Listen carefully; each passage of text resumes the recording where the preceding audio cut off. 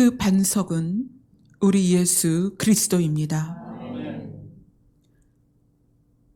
그 반석이 열리고 우리는 그 반석을 통과하여 아버지께로 나아갈 것입니다. 그 순간까지 우리의 모든 인생의 여정을 하나님께서 인도하여 주시옵소서. 예수님 이름으로 기도드리옵나이다. 아멘. 아멘. 오늘 말씀은 시편 106편입니다.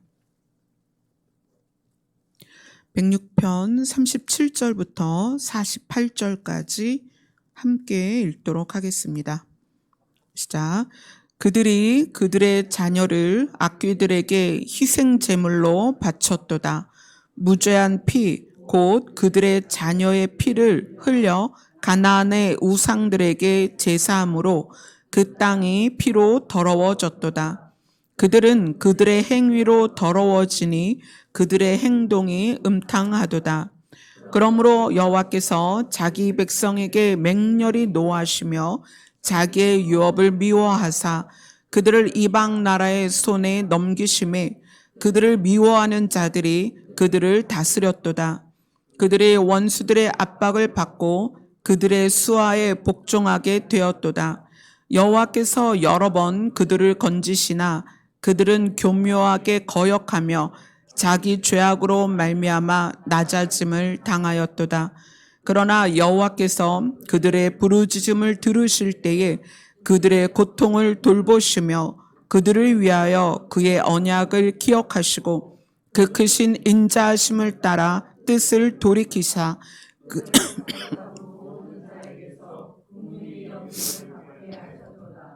여호와 우리 하나님이여 우리를 구원하사 여러 나라로부터 모으시고 우리가 주를 거룩하신 이름을 감사하며 주의 영예를 찬양하게 하소서. 여호와 이스라엘의 하나님을 영원부터 영원까지 찬양할지어다. 모든 백성들아 아멘 할지어다. 할렐루야. 아멘. 사실 오늘은 여러분들이 일주일을 살아내면서 어쩌면 세상에 있는 분들은 일주일의 근로의 피로를 불금이다. 그래서 지금 뭐 생맥주를 마시기도 하고 노래방에 가기도 하고 피로를 푸는 시간이에요. 그런데 여러분들은 이곳에 모였거든요. 일주일의 피로를 다 싸서 짊어지고 이 자리에 모였어요. 그래서 이 자리가 내가 하나님께 나를 드리는 시간이기도 하지만 나의 짐을 내려놓는 시간이기도 합니다. 수고하고 무거운 짐진 자들아 다 내게로 와라. 그러면 우리가 그 수고하고 무거운 짐을 가지고 내려놓는다는 의미가 뭘까? 오늘 이 시편 106편에서 44절을 보면 같이 읽겠습니다. 시작. 그러나 여호와께서 그들의 부르짖음을 들으실 때에 그들의 고통을 돌보시며, 우리가 다 각자 정말 다양한 사연의 고통들이 있어요.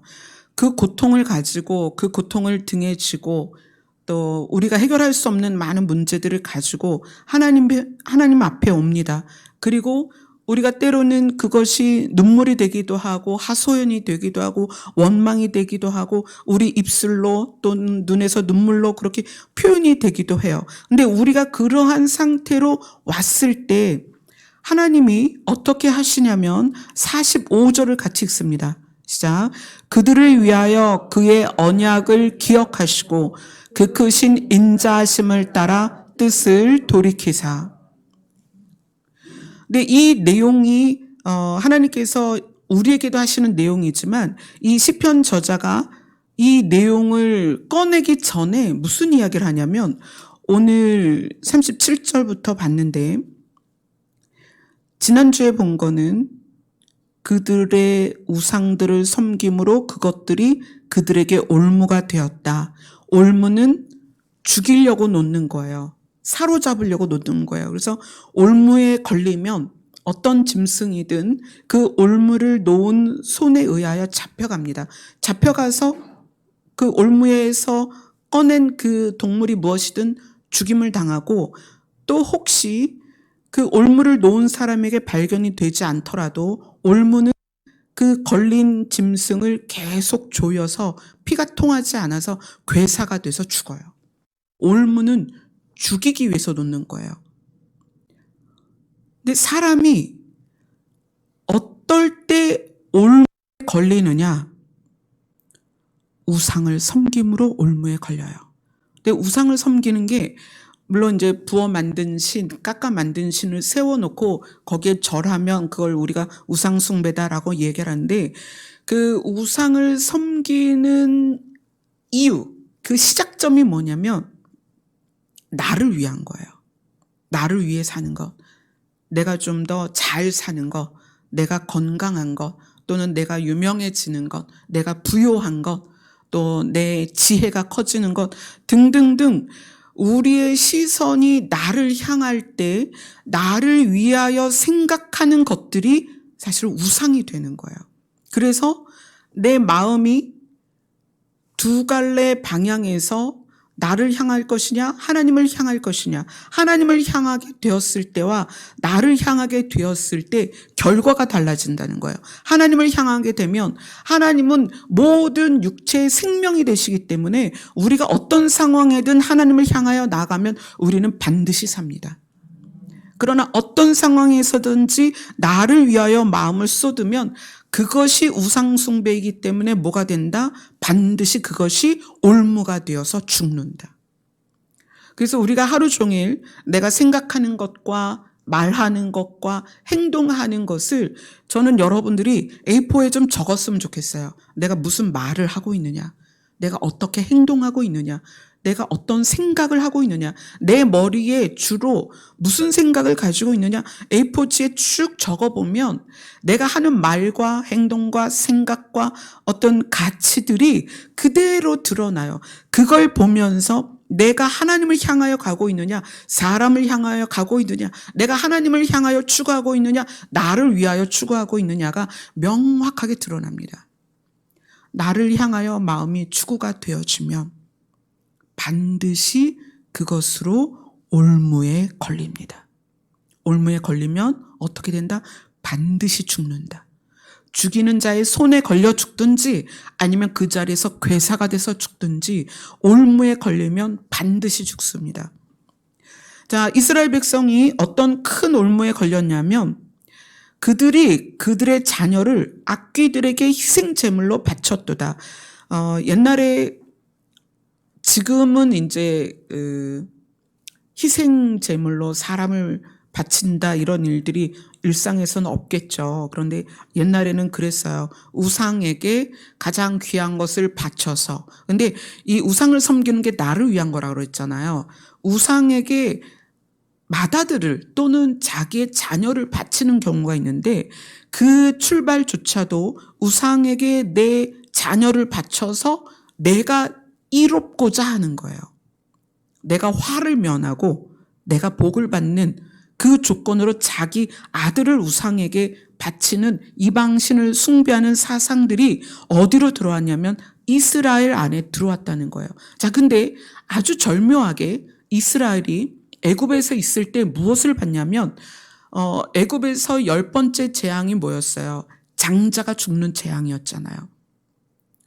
그러니까 이스라엘이 그 재앙을 객관적으로 바라볼 때 그 집안을 대표로 그 장자가 죽은 거예요. 그래서 그 장자가 죽은 그 애굽의 가정들이 다른 가족은 죽지 않았거든요. 어쩌면 이것이 이스라엘 백성 안에 잠재적으로 잠재되어 있다가 우상을 만나면서 가나안에 들어와서 사실 7족속을 다 죽여라. 왜냐하면 내가 그들이 이스라엘 백성과 연합되어서 이스라엘 백성이 하나님을 버리고 우상에게 절할까 봐 하나님은 애굽에서 가나안에 도착하면 반드시 해야 될 일이 그 7족속을 다 하는 말씀이었어요.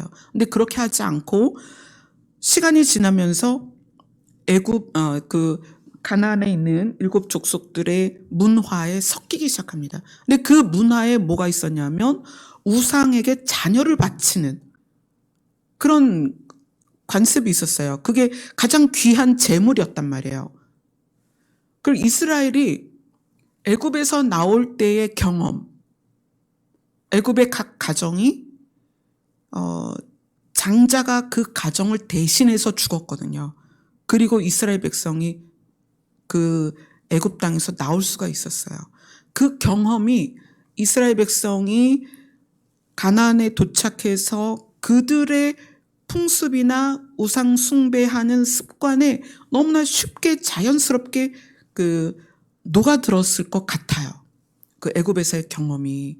그러니까 하나님께서 그것에 의해서 더럽혀진 이스라엘을 향해 그렇게 이야기합니다. 그들이 그들의 자녀를 악귀들에게 희생제물로 바쳤도다.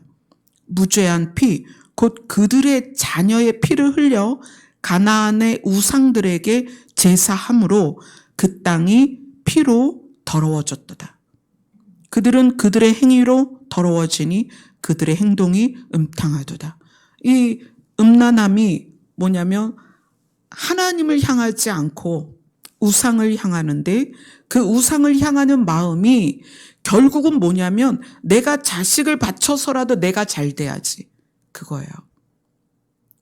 하나님이 자기의 외아들을 십자가에 못 박으신 이유는 하나님을 위해서가 아니라 우리를 위해서였어요. 그렇죠? 그런데 이스라엘 사람이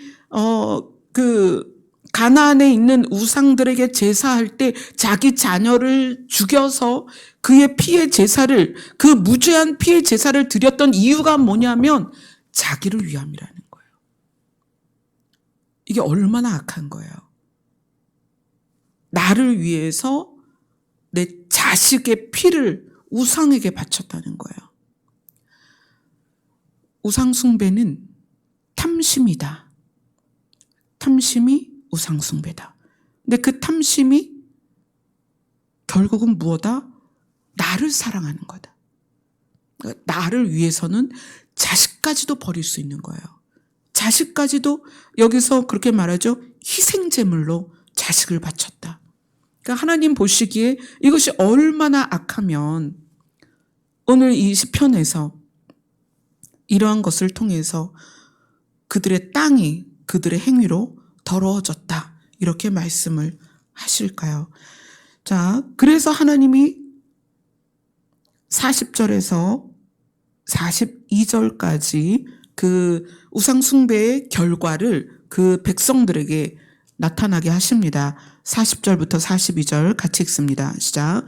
그러므로 여호와께서 자기 백성에게 맹렬히 노하시며 자기의 유업을 미워하사 그들을 이방 나라의 손에 넘기심에 그들을 미워하는 자들이 그들을 다스렸도다.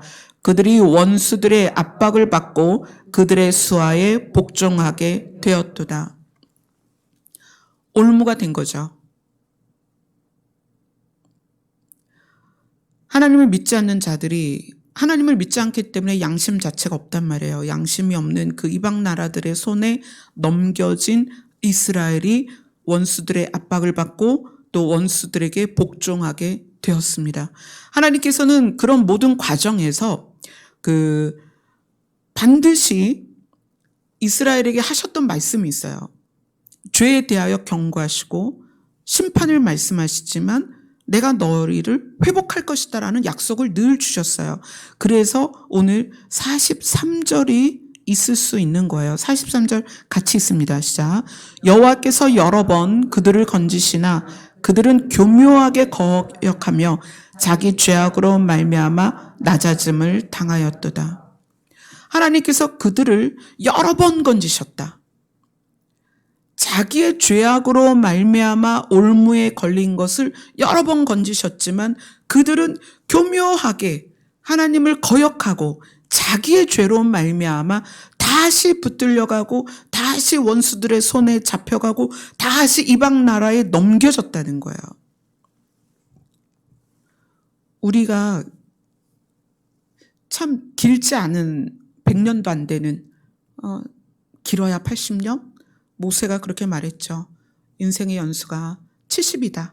길어야 80이다. 근데 그 길어야 80인 그 삶을 살면서 얼마나 이것을 자주 반복하는지 몰라요. 실제로 우리가 이방 나라에 잡혀가는 게 아니라 우리의 마음을 잃어버릴 때가 참 많아요.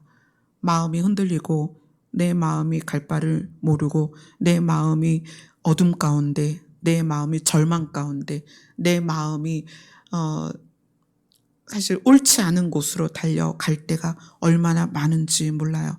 그때 그러할 때마다 여호와께서 그들의 부르짖음을 들으시고 그들의 고통을 돌보시고, 그 이유는 그의 언약을 기억하셔서. 우리가 행동을 선택할 때나 말이나 생각을 선택할 때 여러분들이 반드시 기억을 하셔야 될 것이 있어요. 하나님의 행동에 대하여 하나님이 심판하실 때 하나님이 뭘 기억하시냐면 하나님은 언약을 기억하십니다. 내가 너희를 반드시 살릴 것이다. 단서를 달아주셨죠. 주의 이름을 부르는 자는 반드시 살려줄 것이다. 이게 하나님의 언약입니다. 아브라함을 지목하셔서 아브라함에게 맹세를 하시고 너에게 하늘의 별같이 바다의 모래같이 많은 민족이 생길 건데 내가 그들을 젖과 꿀이 흐르는 땅, 그 생명의 땅, 산자들의 땅, 기쁨의 땅, 언약의 땅, 가나안으로 데려가겠다. 이게 아브라함에게 하신 언약입니다. 하나님은 그것을 늘 기억하셔서 우리가 어떤 상황에 있어도 하나님께로 나아오면 하나님은 그 언약을 기억하시사 오늘 45절에 보니까 그 크신 인자하심을 따라 뜻을 돌이키사, 어떤 뜻을? 우리를 심판하고자 했던 그 뜻을 돌이키사 그들을 사로잡은 모든 자에게서 긍휼히 여김을 받게 하셨도다. 우리가 올무에 걸려 있다면 하나님은 올무를 푸셔서 하나님의 언약대로 우리를 인도하신다는 거예요.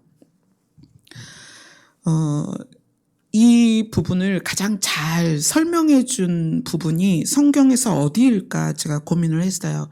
여러분들에게 이 예를 보여드려야 되는데 사실 우리 각자가 가장 좋은 예이기도 해요. 저도 긴 인생을 산 건 아니지만 제 인생의 많은 부분을 어쩌면 이스라엘처럼 하나님께서 저에게 여러 번 은혜를 주셨지만 교묘하게 저도 하나님을 거역하고 그리고 저의 죄 때문에 낮아진 그런 반복적인 삶을 살아왔어요. 하지만 하나님이 제가 고통 중에 하나님을 향해 부르짖으면 하나님은 은혜를 베푸셔서 또 일으키시고 세우시고 살리셨다는 거예요.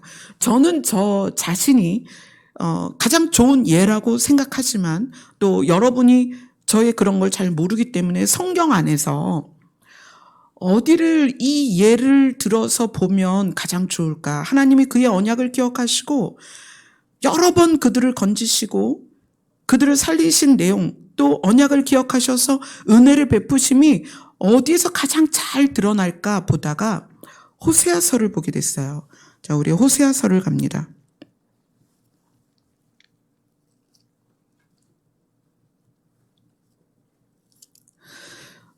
이 호세아서는 호세아 선지자에게 그 고멜이라는 아내를 얻게 하고 그 고멜 사건을 통해서 하나님의 사랑이 얼마나 크고 변함이 없는지를 보여주십니다. 근데 이 호세아서에서 누가 등장하냐면 에브라임이 등장을 해요. 에브라임은 누구냐면 이스라엘, 그러니까 야곱에게 12아들이 있었죠. 그 12아들 중에 애굽으로 팔려간 요셉이 있었어요. 요셉에게 므낫세라는 아들이 있었고 에브라임이라는 아들이 있었는데 에브라임이 둘째였어요. 근데 야곱이 죽게 되니까 요셉이 두 아들을 데리고 아버지에게 갑니다. 근데 야곱이 죽기 전에 요셉의 두 아들 므낫세와 에브라임을 축복을 해주는데 우리가 지금 계속 장자에 대한 이야기를 나누잖아요. 야곱이 므낫세와 에브라임 중에 에브라임을 장자로 삼아요. 그리고 에브라임을 축복을 합니다. 장자의 복을 에브라임에게 줘요. 이 에브라임이 그래서 이 이스라엘의 12지파 안에 요셉 대신 이 므낫세와 에브라임이 들어가는데 사실 에브라임의 그 세력이 굉장히 큽니다. 이스라엘이 우리나라처럼 남북으로 갈라질 때 북을 이스라엘이라고 불렀어요. 북이스라엘, 남유다 이렇게 갈라집니다.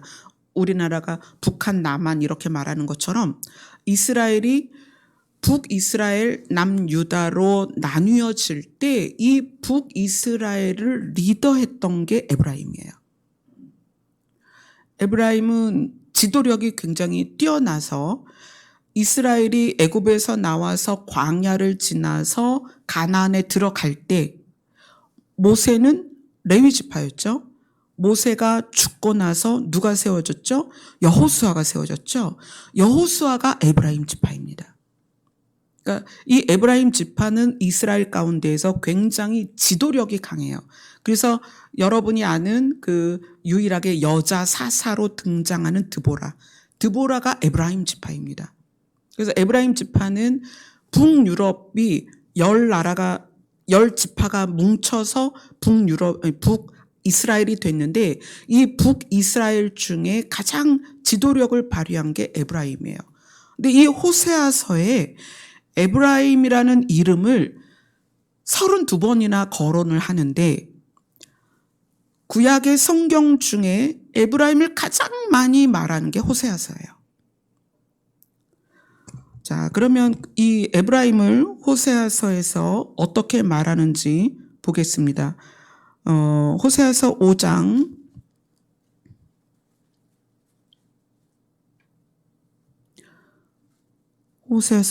3절입니다. 같이 읽습니다. 시작. 에브라임은 내가 알고 이스라엘은 내게 숨기지 못하나니 에브라임아 이제 내가 음행하였고 이스라엘이 더러워졌느니라. 하나님께서 에브라임에 대하여 이 호세아를 통해서 말씀을 하시는데 에브라임이 어떻게 했다? 음행하였다. 즉 하나님이 아닌 우상을 숭배했다는 거죠. 이 내용이 이제 호세아서에서 에브라임이 어떤 죄를 지었느냐? 호세아 16장 10절을 보겠습니다.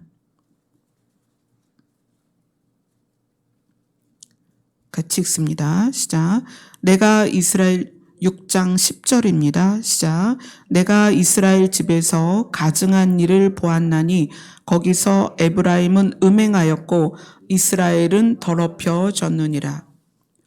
이스라엘 자손을 애굽에서 가나안에 들어가도록 했던 여호수아가 에브라임 지파입니다. 그래서 에브라임 지파는 굉장히 지도력이 있어요. 어떻게 보면 교회의 리더로서 세워진 목회자들처럼 굉장한 지도력을 가지고 있는 에브라임입니다. 그런데 에브라임이 음행하였다라고 반복적으로 5장에서도 6장에서도 이야기를 합니다. 그래서 어떻게 했다? 이스라엘이 더럽혀졌다. 결국 이 에브라임의 음행이라는 것은 이 에브라임이 하나님을 향하여 나아가지 않고 자기의 어떤 능력과 자기의 지도력을 가지고 자기를 위하여 살아갔다는 거예요. 에브라임 지파 자체가. 그래서 하나님이 그것을 음행이다라고 이야기를 합니다. 그리고 하나님께서 이 에브라임 내에서 어떤 모습을 또 우리에게 보여주냐면 호세아서 7장으로 한번 볼게요. 7장 14절입니다. 같이 읽습니다. 시작.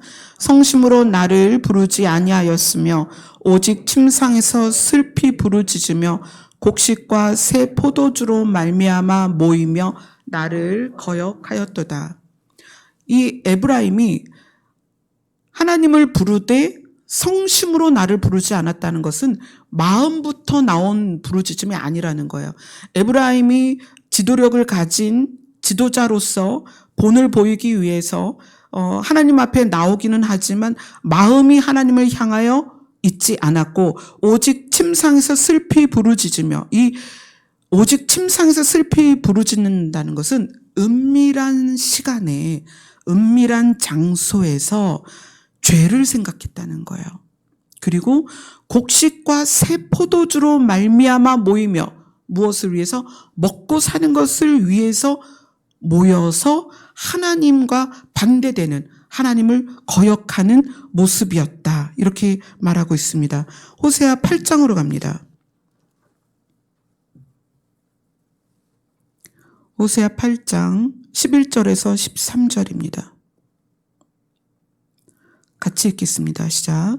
에브라임은 죄를 위하여 제단을 많이 만들더니 그 제단이 그에게 범죄하게 하는 것이 되었도다. 내가 그를 위하여 내 율법을 만 가지로 기록하였으나 그들은 이상한 것으로 여기도다. 그들이 내게 고기를 제물로 드리고 먹을지라도 여호와는 그것을 기뻐하지 아니하고 이제 그들의 죄악을 기억하여 그 죄를 벌하리니 그들은 애굽으로 다시 가리라. 에브라임이 죄를 위하여 제단을 많이 만들더니, 죄를 위하여 제단을 많이 만든다는 것은 죄를 회개하기 위해서 또는 그 죄의 문제를 하나님과 해결하기 위해서 제단을 만들었는데, 원래 목적은 그것인데 그 제단에서 죄를 범했다는 것은 그 제단에서 하나님을 향하지 않았다는 거예요. 그들이 내게 고기를 제물로 드리고 먹을지라도, 하나님께 제사를 드릴지라도 하나님이 그것을 기뻐하지 않습니다. 왜냐하면 율법을 가볍게 생각했기 때문에 그래요. 죄를 죄로 여기지 않았다는 거예요. 이것은 우리로 말하면 이게 참 슬픈 얘기예요. 우린 대한민국이 어디를 가나 교회가 있고 어디를 가나 우리가 잘 만들어진 그 외형의 교회들을 볼 수가 있어요.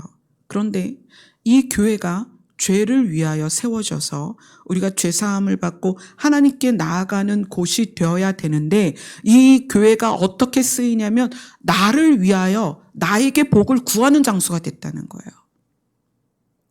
에브라임이 마찬가지입니다. 죄를 위하여 제단을 많이 만들었더니 그들이 그 제단에서 범죄하게 한다는 거야. 하나님께 범죄하게 한다는 거예요. 하나님께 나아가서 죄를 해결하고 좀 더 하나님이 기뻐하시는 삶을 사는 것이 아니라 그 제단이 자기를 부요하게 하고 자기를 기쁘게 하는 삶을 산다는 거예요. 그러다 보니까 결론이 애굽으로 다시 가리라. 올무에 걸려서 하나님이 그들을 이방인의 그 압제 가운데로 보내는 것이기도 하지만 자기들 스스로 부를 향하여 가는 것이 될 수도 있다는 거예요. 그래서 그들은 애굽으로 다시 가리라. 이것은 사방으로 가고 있다는 거예요. 근데 에브라임이 죄를 위하여 제단을 많이 만들었다는 것이, 이것이 우리가 신앙생활하면서 우리 자신이 예배를 안 빠지고 나오는 것과 또 성경을 많이 보는 것과 기도를 많이 하는 것에 있어서 진짜가 뭐냐를 사실 고민을 해야 돼요. 이 부분에 대해서 하나님이 말씀을 이렇게 하십니다. 호세아서 6장입니다. 호세아서 6장 1절로 6절입니다. 호세아서 6장 1절로 6절입니다. 같이 읽겠습니다. 시작. 오라 우리가 여호와께로 돌아가자. 여호와께서 우리를 찢으셨으나 도로 낫게 하실 것이요 우리를 치셨으나 싸매어 주실 것이라. 여호와께서 이틀 후에 우리를 살리시며 셋째 날에 우리를 일으키시리니 우리가 그의 앞에 살리라. 그러므로 우리가 여호와를 알자. 힘써 여호와를 알자. 그의 나타나심은 새벽빛같이 어김없나니 비와 같이 땅을 적시는 늦은 비와 같이 우리에게 임하시리라 하니라. 잠깐만요. 여기까지는 우리가 되게 많이 암송하기도 하고 외웠던, 그리고 우리가 많이 나누는 본문입니다. 그런데 요것 자체는 좋아요.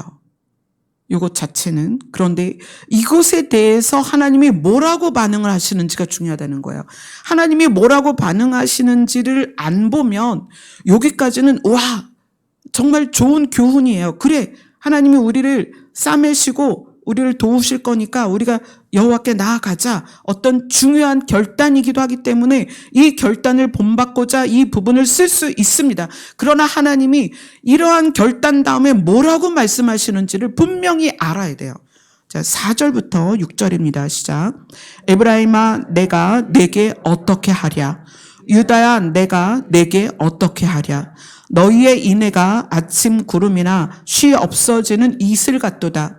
그러므로 내가 선지자들로 그들을 치고 내 입의 말로 그들을 죽였노니 내 심판은 빛처럼 나오느니라. 나는 인애를 원하고 제사를 원하지 아니하며 번제보다 하나님을 아는 것을 원하노라. 1절에서 4절, 3절까지는 에브라임의 고백이기도 하고 이스라엘의 고백이기도 합니다. 그래서 이 고백만 보면 야 결심했어. 이제 우리가 하나님께로 가자. 하나님께서 빛처럼 새벽빛같이 어김없이 우리에게 나타나시니까 우리를 또 살려주시고 우리에게 임하실 거야. 우리를 싸매주실 거야. 우리를 도로 낫게 해주실 거야 라고 하나님께로 돌아가는 정말 중요한 모습인 것처럼 보인다는 거예요. 여기만 보면. 그런데 하나님이 뭐라고 대답하시냐면 이렇게 하나님 앞에 너무나 아름다운 고백을 하는 에브라임에게 내가 너에게 어떻게 하랴? 에브라임아 내가 내게 어떻게 하랴? 유다야 내가 내게 어떻게 하랴? 너희의 인애가 아침 구름이나 쉬 없어지는 이슬 같도다. 이렇게 얘기를 하세요. 대단한 신앙의 결단을 한 거잖아요. 우리가 여호와께로 돌아가자. 얼마나 멋있습니까? 여호와께서 우리를 찢으셨으나 도로 낫게 하실 것이고 우리를 치셨으나 싸매어 주실 것이다. 그분은 새벽빛같이 어김이 없나니 비와 같이 땅을 적시는 늦은 비와 같이 우리에게 임하실 것이다. 우리가 여호와를 알자. 힘써 여호와를 알자. 너무나 귀한 고백들이라는 거예요. 그러나 하나님은 거기에다 뭐라고 대답하시냐면 그렇게 고백한 에브라임에게 내가 너에게 어떻게 하랴? 유다야 내가 너에게 어떻게 하랴? 너희의 인애가 아침 구름이나 쉬 없어지는 이슬 같다. 나는 인애를 원하고 제사를 원하지 아니한다. 번제보다 하나님을 아는 것을 원한다. 이 인애라는 단어가 이 호세아에서 5번이 나와요. 근데 이 인애라는 단어는 구약 성경에서 호세아서에서 가장 많이 이야기를 하고 있어요. 이 인애라는 단어는 어떤 의미냐면 여기서 그래서 하나님을 아는 것을 원한다라고 하나님 자신이 말씀을 하시는 거예요. 나는 인애를 원하고 하나님을 아는 것을 원한다. 제사를 원하지 않는다. 번제를 원하지 않는다. 하나님을 아는 것을 원한다. 인애를 원하고 하나님을 아는 것을 원한다라는 이 연결고리를 우리가 이해를 해야 돼요. 인애는 뭐냐면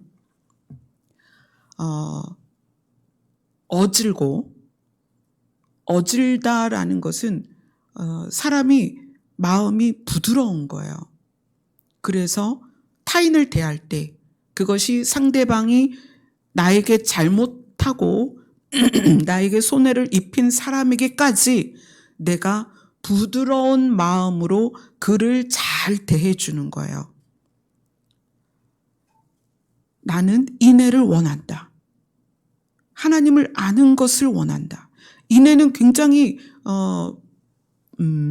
자비로운 거예요. 그 인애는 온도가 있는데 그 인애는 따뜻함이에요. 따뜻한 마음입니다. 부드럽고 친절한 마음이에요. 그래서 그것이 타인들에게 나한테 잘해주는 사람에게 잘해주는 또는 나한테 이익을 주는 상황에서 잘해주는 그게 아니라 내 안에 인애가 내재되어서 나에게 피해를 주거나 나에게 잘못하거나 나에게 실수를 하는 어떤 사람에게도 내 마음의 온도가 내려가지 않는 거예요. 때로는 훈계를 해야 될 때가 있고, 때로는 가르쳐야 될 때가 있고, 때로는 바로 잡아야 할 때가 있습니다. 그런데 그러한 상황에서도 내 마음의 온도를 떨어뜨리지 않는 거예요. 차갑거나 냉정하거나 쌀쌀맞거나 그런 게 아니라는 거예요. 타인을 당연히 가르쳐야 되죠. 부모가 자녀를 가르쳐야 될 때가 있고 스승이 제자를 가르쳐야 될 때가 있습니다. 상황을 바로 잡아야 할 때가 있어요. 어떤 장소에서는 이렇게 하면 안 되고 어떤 상황에서는 이렇게 하면 안 되고 이런 것들을 우리가 나누어 줘야 될 때가 있습니다. 그런데 그때 반드시 주의해야 될 게 뭐냐면 마음의 온도라는 거예요. 이 인내는 겉으로 볼 때는 훈계하는 것이나 어떤 이런 상황들이 동일해 보일 수 있습니다. 그러나 온도는 상대방이 느껴요. 하나님은 우리를 향해서 심판을 말하기도 하시고 죄에 대하여 꾸짖으시고 또 그 잘못된 우리의 길을 바꾸기 위해서 매를 드시기도 합니다. 그런데 무엇이 기반이냐면 우리를 살리고자 하는 마음이 기반이라는 거예요. 그래서 무엇이 있다? 따뜻함이 있다. 하나님의 책망은 따뜻함이 있어요. 왜냐하면 살려야 되기 때문에. 이 인내를 뭐라고 번역을 하냐? 어떤 단어를 쓰냐면 헤세드라는 단어로 번역이 됩니다. 근데 이 헤세드라는 단어는 하나님의 변함없는 사랑이에요. 그게 하나님의 속성이고 하나님의 특징입니다. 변함없는 사랑. 근데 하나님께서 우리가 여호와께로 돌아가자. 하나님이 우리를 다시 낫게 하시고 싸매 주실 것이고 우리를 살리실 것이고 우리를 일으키실 거야. 얼마나 귀한 고백이에요. 그렇게 고백한 그들에게 하나님이 말씀하시는 거예요.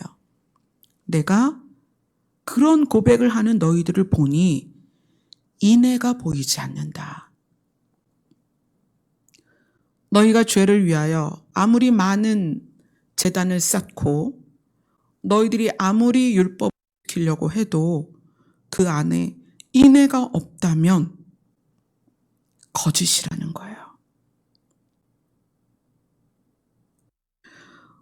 오늘 편 말씀과 함께 우리는 하나님이 에브라임을 향하여 하시는 말씀을 반드시 기억해야 됩니다. 이 에브라임이 이스라엘 백성을 가나안에 들어가게 한 여호수아의 지파입니다. 지도력이 있고 리더십이 있고 똑똑하고 강한 사람이었어요. 그런데 이 에브라임 지파가 그래서 으쌰으쌰도 잘하는 거예요. 오라 우리가 여호와께로 돌아가자. 여호와께서 우리를 찌셨으나 도로 낫게 하실 것이다. 우리를 치셨으나 싸매 주실 것이다. 이런 리더십을 발휘해서 이스라엘을 하나님께로 몰아오고 있지만 그럼에도 불구하고 하나님은 이 에브라임에게서 무엇을 찾고 있냐면 인애를 찾고 있다는 거예요. 근데 그 인애를 뭐라고 말씀하시냐? 하나님을 아는 것을 원하노라. 하나님이 우리를 도로 낫게 하시고 싸매어 주시고 살리시고 우리를 일으키시는데 그것이 무엇에서 나오는 것이냐면 우리를 사랑하는 것에서 나온다는 얘기예요. 우리가 하나님을 안다는 것은 우리 안에 그러한 하나님의 인애가 있어야 된다는 거예요. 그래야 수많은 제사들을 그 제사 자체가 나쁘다는 게 아니잖아요. 하지 말라는 게 아니에요. 그것이 유익할 수 있으려면 하나님의 성품이 우리 안에 있어야 된다는 거예요. 근데 이러한 이 에브라임을 향하여 하나님이 에브라임에 대한 표현이 7장에도 이렇게 나오는데 자 에브라임에 대한 표현을 7장 11절부터 보겠습니다. 7장 11절 같이 읽겠습니다. 시작. 에브라임은 어리석은 비둘기같이 지혜가 없어서 애굽을 향하여 부르짖으며 아스르로 가는도다. 이게 바로 음행이라는 거예요. 하나님께로 가지 않고 애굽을 향하여 가고 아스르로 가는데 무엇 때문에? 자기를 위해서. 자, 그들에 대해서 이렇게 또 이야기합니다. 호세아서 7장 15절부터 해서 16절 같이 읽습니다. 시작. 내가 그들 팔을 연습시켜 힘있게 하였으나 그들은 내게 대하여 악을 꾀하는도다. 그들은 돌아오나 높으신 자에게로 돌아오지 아니하니 속이는 활과 같으며 그들의 지도자들은 그 혀의 거친 말로 말미암아 칼에 엎드려지리니 이것이 애굽 땅에서 조롱거리가 되리라. 에브라임의 굉장히 중요한 모습이에요. 내가 그들 팔을 연습시켜 힘있게 하였으나 누가? 하나님께서 에브라임을 힘이 있게 했다. 강하게 했다. 그런데 그들은 내게 대하여 악을 꾀한다. 악을 꾀한다. 하나님에게서 떠날 생각만 한다는 거죠. 16절에 보면 그들은 돌아오나 아까 6장에서 봤죠? 오라 우리가 여호와께로 돌아가자. 에브라임이 말을 합니다. 그들은 돌아오나 높으신 자에게로 돌아오지 아니하니 속이는 활과 같으며 활을 쏴서 관역으로 날아가서 관역을 맞춰야 되는데 그 활을 쏘는 것이 관역이 아니라 다른 곳을 향하여 활을 쏘는 거예요. 그래서 속이는 활과 같다. 그들이 하나님께로 오는 것 같으나 사실은 몸만 왔지 마음은 오지 않았다는 거예요. 이게 우리 자신이 에브라임 같은 거죠. 우리가 몸은 늘 하나님께로 오나 우리의 마음이 하나님께로 오지 않으면 그것에 대하여 속이는 활과 같다. 활을 쏘는 자는 관역을 향하여 쏘는데 속이는 관역을 향하여 쏘는 것 같지만 사실 다른 곳을 향하여 쏜 것입니다. 그래서 속이는 활과 같다. 그리고 그들의 지도자들은 그 혀의 거친 말로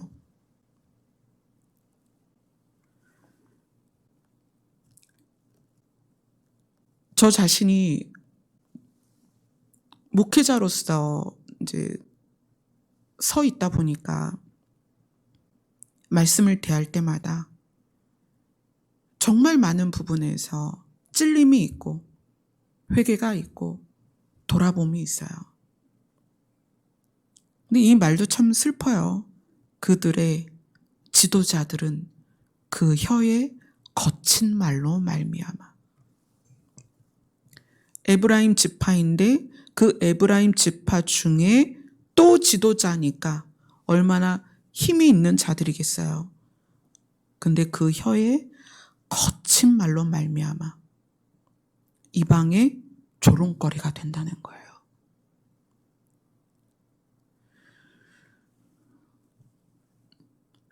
이 말씀이 저에게도 마찬가지고 믿음의 본을 보여야 되는 장자와 같은 여러분들에게 교훈이 됐으면 좋겠습니다.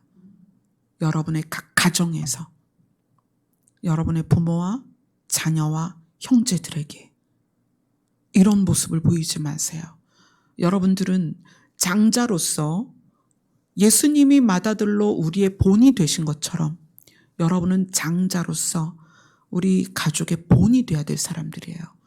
그런데 뭐라고 표현해요? 그들의 지도자들은 그 혀의 거친 말로 말미암아 애굽에게 조롱거리가 되었다. 이렇게 얘기를 해요. 우리 모두가 이 부분에서 자유로울 수가 없죠. 자, 그런데 이러한 에브라임입니다. 우리가 쭉 호세아서가 에브라임을 예를 들어서 정말 많은 이야기를 했어요. 에브라임은 이렇고 에브라임은 이렇고 심지어 그의 가슴 안에 인애가 없다. 막 이런 말들을 했어요. 그런데 그러한 에브라임을 향하여 하나님이 뭐라고 말씀하시냐면 호세아서 11장으로 갑니다.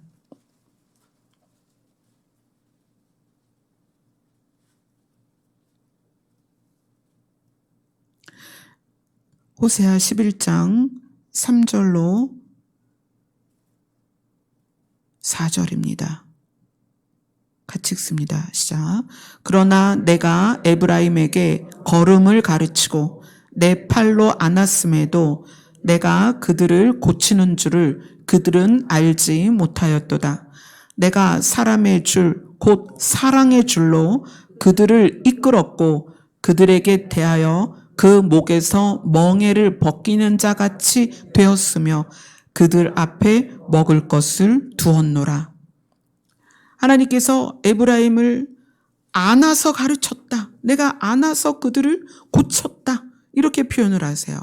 또 그 에브라임에게 목에 있는 멍에를 벗기고 또 그들 앞에 먹을 것을 두었다.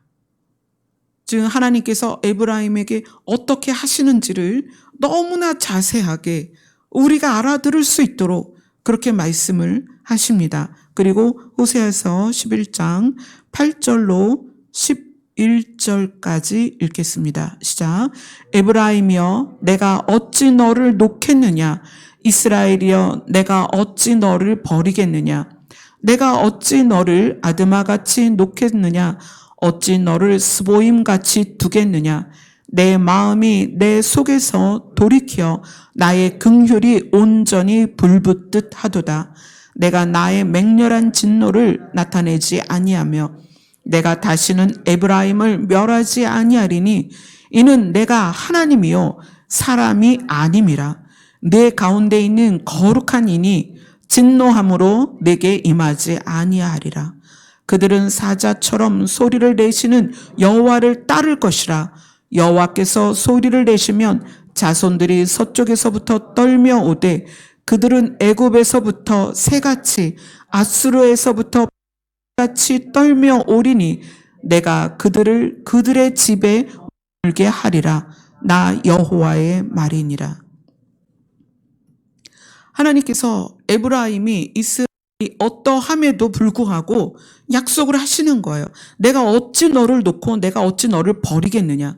그러면서 예를 드시는데 내가 너를 아드마같이 놓겠느냐. 어찌 너를 스보임같이 두겠느냐.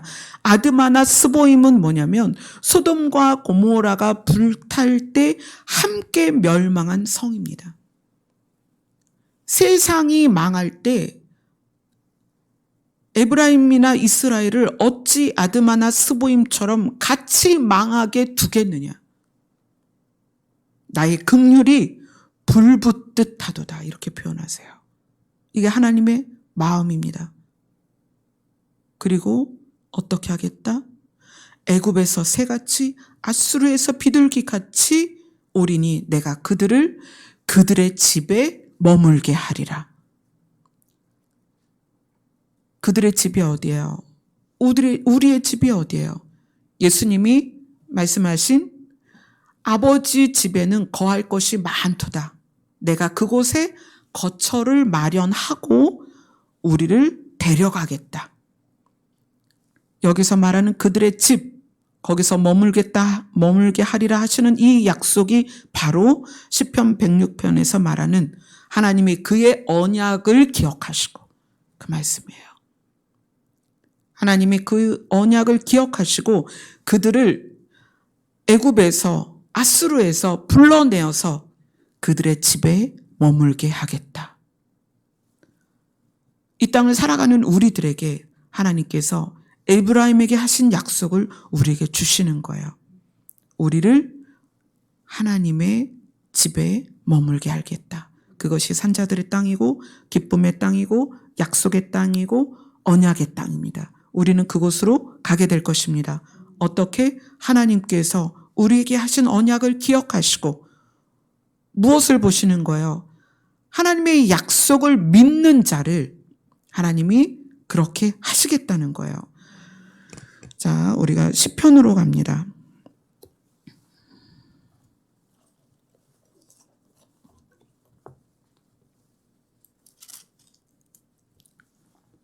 시편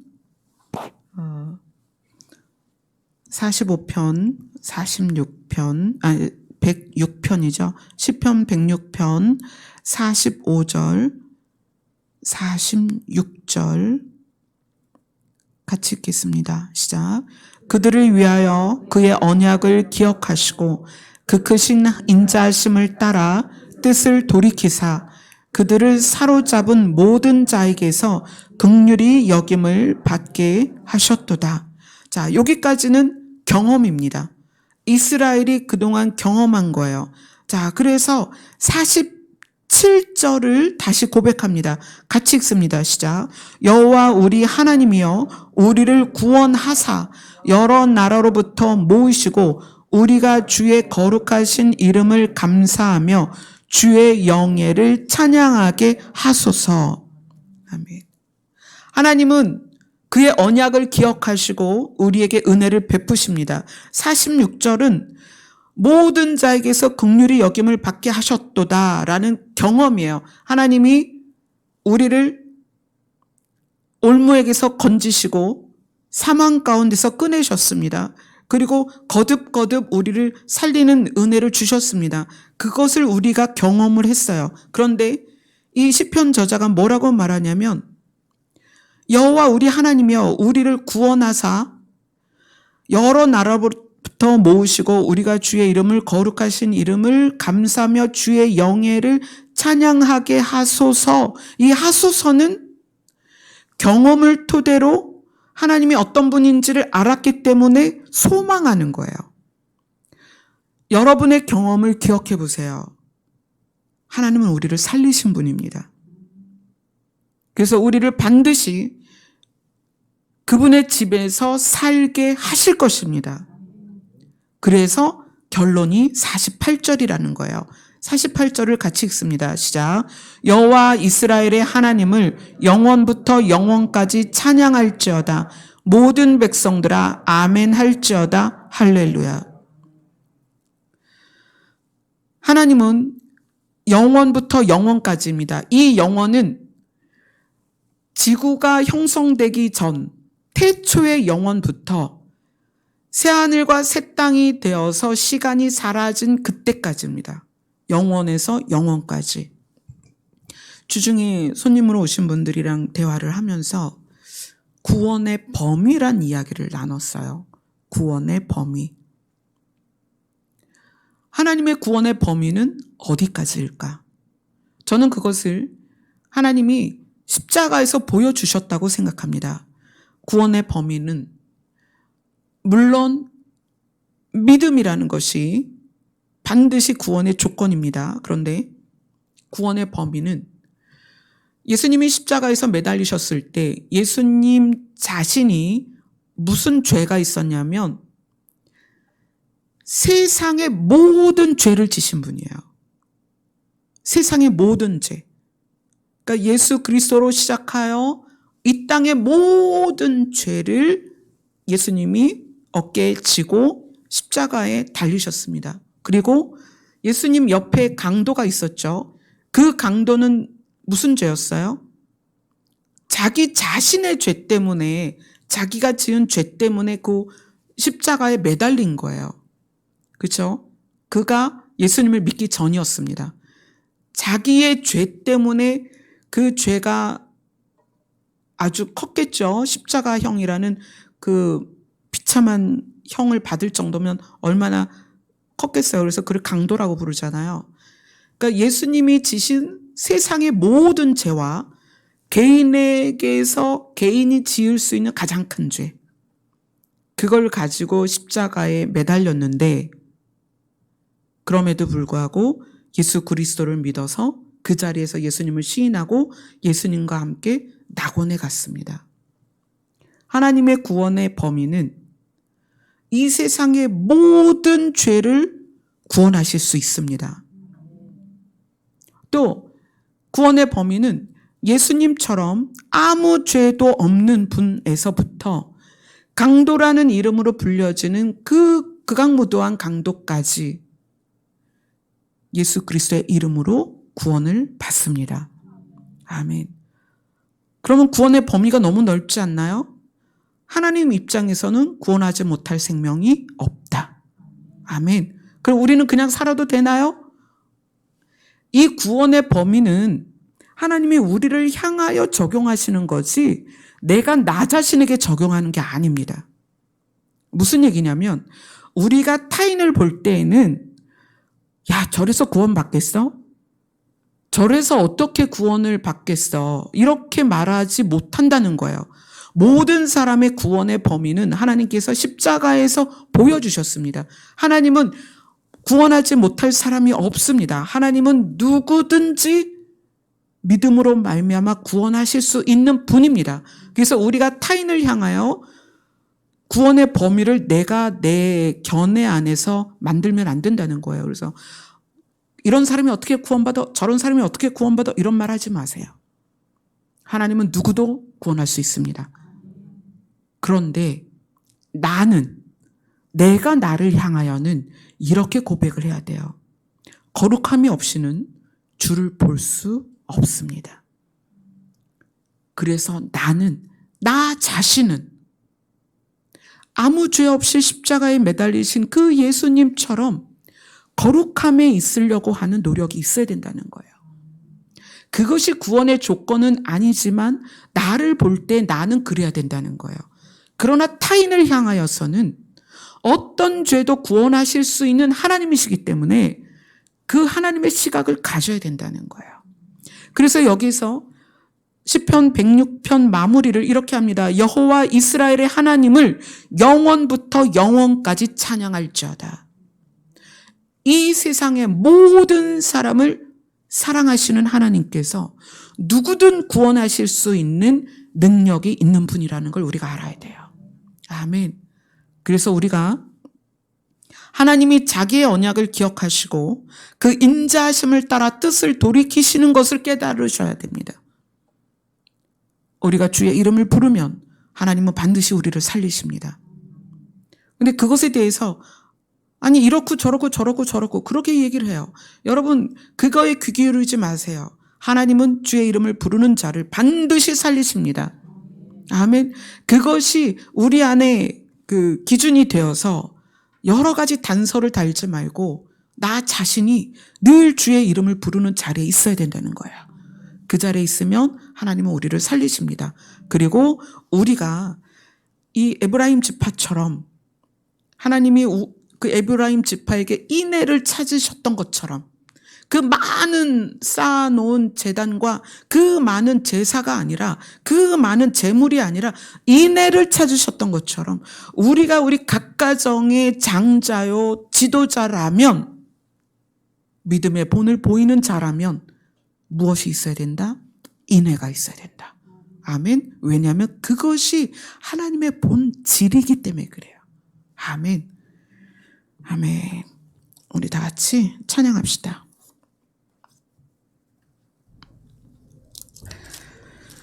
아, 492장입니다.